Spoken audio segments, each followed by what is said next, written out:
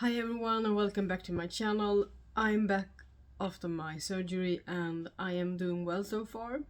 I'm not completely healed, I'm not completely recovered. I have to stop myself and remind myself that I'm still healing to take it easy. But I can read books again. I had some difficulty during my first week after my surgery because of all the medication. My head was like filled with this like cotton feeling, where you can't really focus on anything. So it took me a long while to read the book that I wanted to read. So the first book that I'm going to talk about is a book that I finished just before my surgery, and then the second one I read in the first 1.5 week after. I just finished it, I think 2 days ago now. So this is a book. This is a book, guys. What a surprise. So this is a Swedish author called Sofie Sarenbrant, and this is like a crime mystery kind of. I don't think it would qualify as a crime novel, but it's more of a mystery novel. But it is about a crime detective. So this is actually the fourth book in like a series. So they are a standalone series about this crime detective called Emma Sköld. So Emma is the main character of this book, and I think there's a lot of books in this series where she investigates crimes, but in this one she's kind of subjected to a crime. So in this book we follow Emma Sköld. She wakes up in a hospital after 5 months in a coma. The last thing she remembers is leaving her 4-week-old daughter and going to the stables to ride her horse. During her absence, her partner's former girlfriend has taken on the role of the new mom for the baby. So for the past 5 months, so the baby is 6 months when she wakes up, and it's been 5 months. And this is a job that the new mom takes too well, so she likes it too much. Emma is intensely trying to bring forth the memories of this riding accident, and she becomes more convinced by every day that a crime has been committed. But who would want her to do her harm? As long as Emma is in intensive care, the security around her is intense. But when she's moved to another ward, like Ward 73, so that's then the title of the book is Ward 73 or Avdelning 73. As soon as she's moved to that ward, anything and anyone can come close to her. And this is the fourth book in the series about Emma Sköld. So I really enjoyed this book. I enjoyed the pacing of it. I enjoyed the mystery of it. I remember having some issues with the pacing in the beginning when I first read it, but what I remember now is really liking the mystery and really liking how it developed over time, and how she slowly came to her conclusions. And I remember the kind of tug of war she had with the people around her that didn't believe her at first, and to really get people around her to believe her. She had one former colleague. So in this book, she was on maternity leave when the book is written. So it's important to understand, I think, that in Sweden we have maternity leave for over a year, or we have there's a certain number of months, like 1 year and 3 months, that the parents can divide between themselves.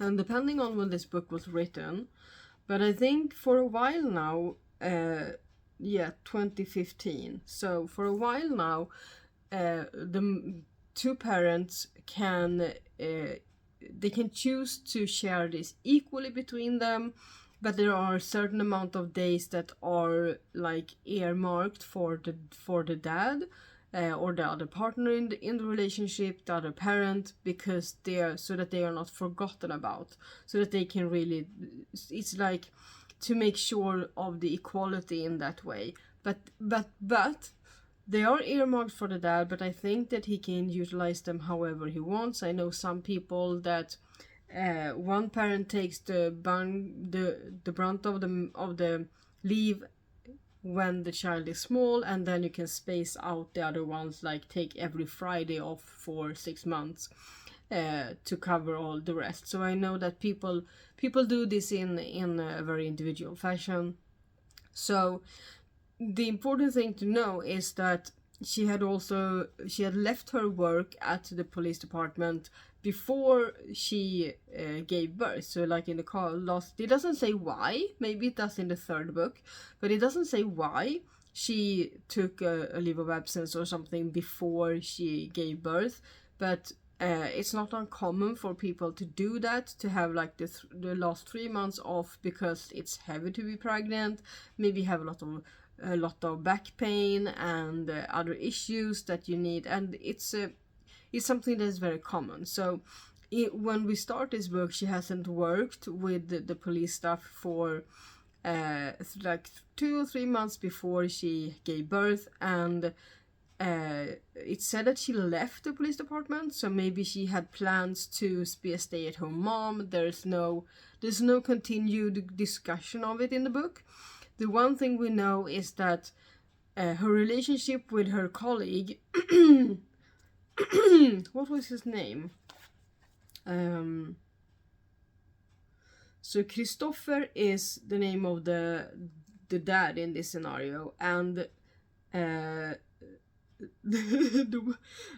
funny thing is that the colleague is called Nyllet, and Nyllet is like a nickname for face. So his last name is Nylén, and that becomes Nyllet, and that's just a name for like the face. So he has like a nickname that he goes by, and it really doesn't. I didn't really see what his full name was, but because that's kind of what she calls him all the way through the book, the nickname. So Nyllet, it says that her relationship with Nyllet is because he was a former colleague. So there's also this thing in the book, like people are questioning his motives of being there at the hospital at all after the accident. They're like, but he's just a colleague. Why? He's a former colleague. He has nothing to do there. And that kind of makes me feel some type of way about how they're talking about him. And I rarely see that kind of differentiation in Sweden between work colleagues and friends. There's I don't know if it's specific to being a police officer or something like that, but in a lot of professions in Sweden, you grow close to your friends. You have after work that you go to, and you form relationships on a deeper level, and it's not uncommon to have those kind of relationships, because at the same time her dad was also a police, and he is still in contact with the person that took over the job after him, and she even has him and his wife over for dinner, and so they have a close relationship. And for him to question the relationship between his daughter and her former colleague, when he himself has this deep connection and relationship with his former colleague, and his success.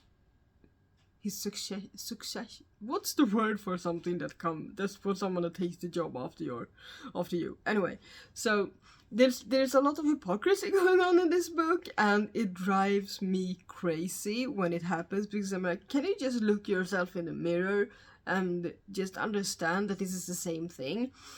I think it has to do with some kind of misogyny factor from the dad, because I think it's because she's a woman and the colleague is a man, and that the colleague also is a single man.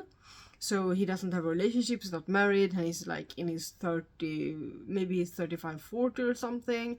and Emma is a little over 30.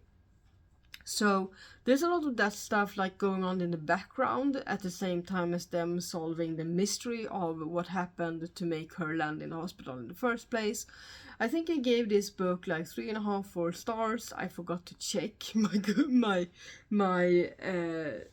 I forgot to check my app before filming this. So I don't want to read this book again, because that's, you know, with thriller/mystery books, I feel like I've already experienced it once, but I am definitely open to reading more books in this series by this author with Emma Sköld as the main character.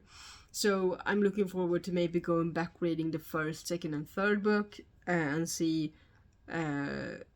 what if I like those and if there's a difference, you know, in the writing style, or because one big part of this book is that it's not based around the police work and the work like that, not that much. It's more like because she's a civilian at this point, and she's just asking her former colleague to help her in this endeavor as a friend, and it's very much more about the relationships between her and her husband, and between the husband and his ex that is now the mother of the child, or has been, and also the family dynamic, because the family is bigger than that. She has a sister called Josephine, and she also has a mother, of course, but the mother is kind of a vague figure in all of this. So it's an interesting book. I would recommend it if you like a good mystery, and it's a mystery that is easy to follow and it's fun to follow, to be like trying to predict who did what and why. So there are a few surprises, and there was like a twist, a turning point towards the end where the book really picked up, and I was like, oh, and I completely missed that. And I like a book with a good twist, like an unpredictable plot twist. And the ending was not at all like I had imagined. So I'm also curious to read the 5th book, because I want to understand how they are continuing their lives after that ending. So it wasn't a cliffhanger, but it's interesting to see how their lives will have had to change in the next book. So I'm really looking forward to reading more by this author. I don't have any in my personal library, I think, but I know that there are a lot of them at the thrift store, so I'm looking forward to that, because this is one of my books that I bought this summer to read, because I thought I was gonna enjoy it by reading the back of it. So yeah, that's the first book. And then I read Celestial Monsters by Aiden Thomas, and this book, my plan was to annotate it, but I was a bit too like messy in my head after surgery to be able to annotate it correctly. So what I'm gonna do at some point, I'm gonna reread both of the books and annotate and see what I really wanna annotate and how. But I did put some tabs, and I did use a black pen. This is what pen is this? It's a uni pen, fine line. I don't know what, and it's a 0.3, so it's quite thin. And I used that to mark to write down my reactions, because annotating for me, I like how Plant-Based Bride said in one of her videos that annotating is a conversation with the book and with the characters and with the author. So I have written down some reactions and then tabbed those. So I also underlined. I have not highlighted anything in this book so far, but I'm pretty sure I'm gonna do that with the reread. So the first book in the series, The Sunbearer Trials, was my best book of 2024. So this one was the one that I really was looking forward to reading. So there was some... I had some trouble, like, so this is how I felt when reading it, right?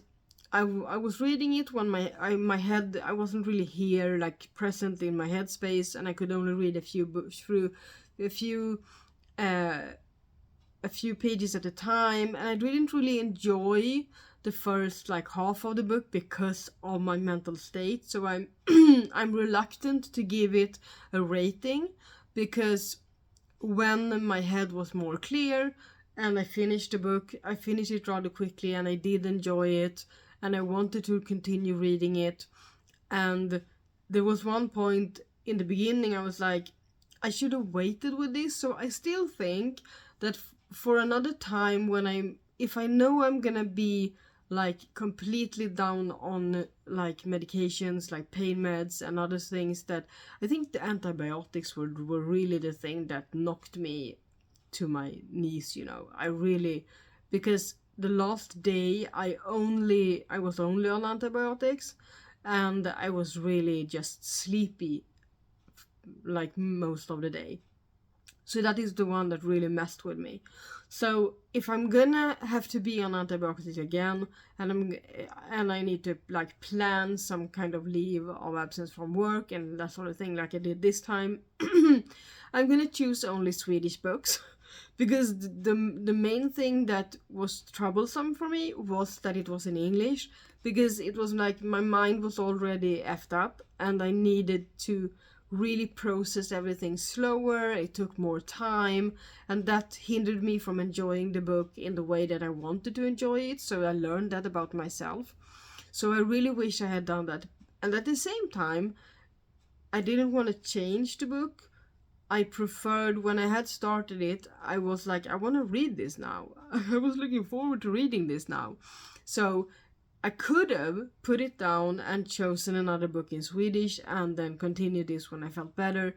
But at some level, I did enjoy it enough to want to continue reading and not want to pause it.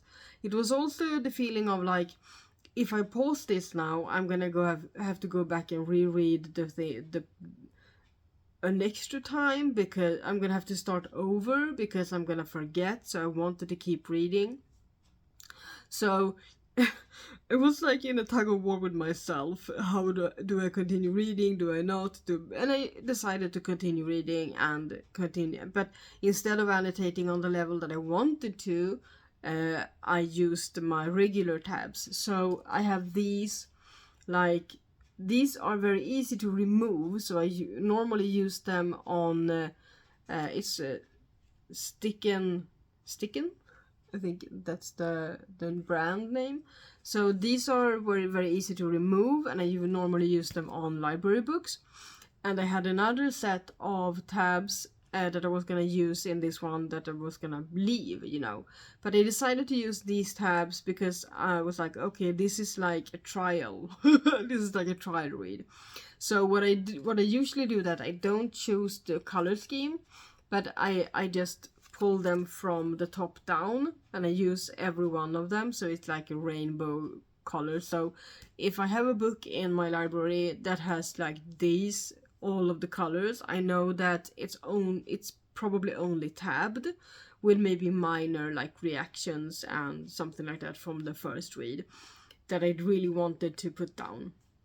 So my aim is to reread this later this year, maybe in the summertime or depending on when I have a lot of time on my hands, so that I can really sit down and reread it. But I'm probably gonna do it because I'm gonna read the first book as well before, so I go straight from that one to this one because they are more intertwined than I realized. And I had a hard time remembering stuff from the first book in my, effed up state.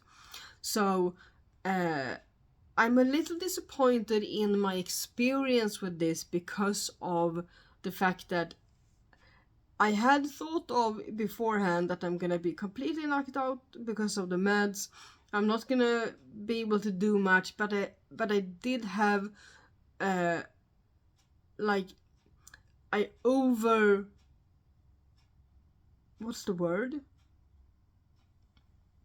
overestimated how much I was going to be able to focus.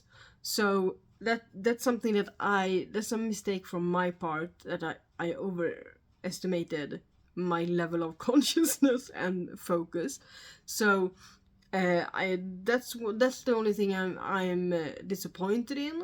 The experience of it. I wish I had maybe done something different and picked a Swedish book. But I'm not sad that I read it. I really enjoyed it, and I'm looking forward to rereading it. But I don't think I'm gonna...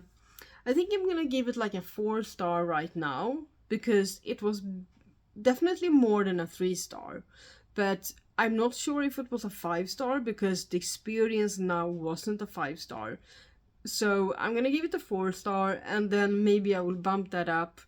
I will probably not take it down, but I might bump it up after rereading it and annotating it. So that's where I'm standing with this one. So here's here's an example of my annotation. So this is what it says. How had he idolized these people for so long? He'd spent years collecting their trading cards, watching news specials about them, even following them on social media just to get a glimpse of what it was like to be one of the chosen few. Ziu, or how do I pronounce that? Ziu.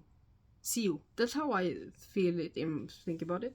Ziu had held them to such a high standard just to find out that they were the vapid offspring of violent narcissistic gods.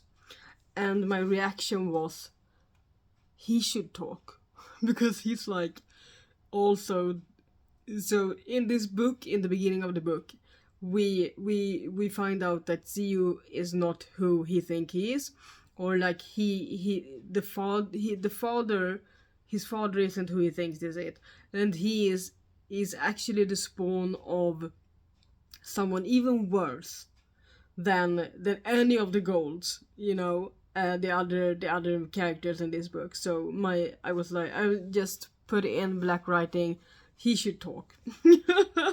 So that's one example. And then in another spot, I just put like what I would annotate it as when I get to my next annotation. My next reading. So that's kind of... And here I underlined one sentence. It says, it may not be really in fact, but it's really in feeling. And I like that. So that is a few examples. And here I put the tab at the beginning of the paragraph, and then I underlined the most, like, the point I wanted to, like, the point of it all. So when I switch the tabs later on, I'm gonna still have it up here because I wanna, like, mark this entire paragraph. Some people do like a tab, like a bracket system, but I feel like that would be too messy. I did it in one other instance when it was like a whole page. I wanted to really make sure I understand from when I read it next time that it was the whole page, almost the whole page that was important. And then I, underline whatever is interesting, or like a quote or something like that. So that's kind of how my tabbing system works. And of course, when it comes to library books, I simply tab above like a paragraph or a line that I wanna save, and then I go back, remove the tabs, and write down whatever I wanna save in my reading journal. So yeah, and this is it can look like this. And I did recently watch an annotation video by Jesse the Reader, where he talked about another YouTuber. He watched someone's annotation video and then talked about it. And there was a new tip there that I hadn't really thought of, like, you should only underline a certain amount of words, and so it doesn't become too messy. Like, really choose what you want to highlight, what you want to underline, and where you want to tab, so that it not only makes more sense, but so it doesn't end up with you just underlining everything. Because I recently read a book or not recently, but the last book I annotated before this was a Bridgerton book, like not a book that was fiction. Because I annotate all my non-fiction that I own. But the last book that was a fiction that I annotated was a Bridgerton book, and I ended up underlining like a lot of pages and just mixing colors. It was fun, but when I look back on it, it's like page after page after page with underlined lines, and it just doesn't make any... I know the sense behind it, but if anyone else were to look at it, they would be like, okay. So I understand the point of it, and I try to keep that in mind when annotating this one, to just simply stick to a few lines. So I'm looking forward to rereading it, and I'm gonna talk more about it at that date, I think, because I have trouble remembering enough of the first part of the book to really talk about it in a like what it was about, and what I liked and disliked and that sort of thing. I can't really do it justice at this point, so I'm sorry. I know some of you have really waited for me to talk about this book, but I'm gonna have to get back to that one. I might reread it in May. In May, my birthday is in May, so May is my birthday month, and I'm gonna pick a TBR for May with only fun books to read. I'm hoping to get my hands on the new book by Laurie Gilmore by then, so I can read that for my birthday. So I might do that. I might read that for my birthday month and reread these books around then. So we'll see when I get to it again. I still have a lot of books on my TBR, and yeah, that's all for now. Thank you for watching, and let me know if you have read any Sofie Sarenbrant, or if you have read the Sunbearer trials and Celestial Monsters, and what you thought about it. If you have a YouTube channel, let me know in the comments, and I will check it out. And especially if you have read any of Aiden Thomas and talked about them, I want to hear all about it. So yeah, I will see you in my next video or on your channel, and yeah, Xingling.